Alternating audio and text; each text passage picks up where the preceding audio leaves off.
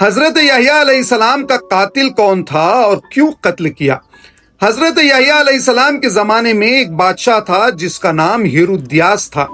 وہ حضرت یحییٰ علیہ السلام سے محبت بھی رکھتا تھا اور ان کو ایک عادل انسان مانتا تھا۔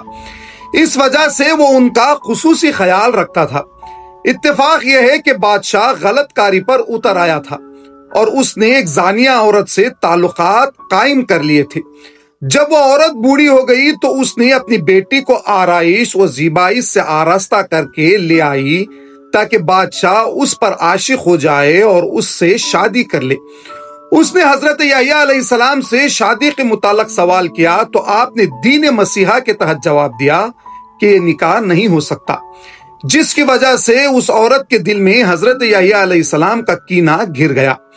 ایک دفعہ بادشاہ شراب میں مدہوش تھا۔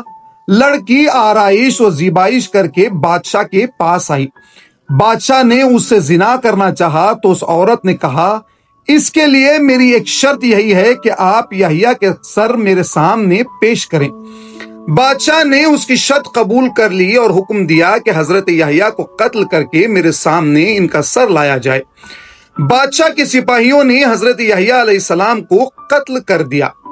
بعض روایت میں یہ ہے کہ بادشاہ اپنی بھانجی یا بھتیجی سے شادی کرنا چاہتا تھا۔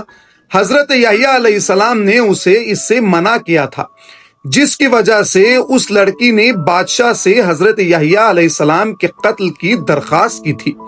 حضرت امام محمد باقر علیہ السلام نے فرمایا کہ یحییٰ علیہ السلام کا قاتل زنا زادہ تھا۔ اسی طرح سے امیر المومنین حضرت علی علیہ السلام اور حضرت امام حسین علیہ السلام کے قاتل زنا زادہ تھے۔ جب حضرت یحییٰ علیہ السلام شہید ہو گئے تو اللہ تعالیٰ نے بخت نصر یا کردوس نام کے بابل کے بادشاہ کو بیت المقدس پر مسلط کر دیا۔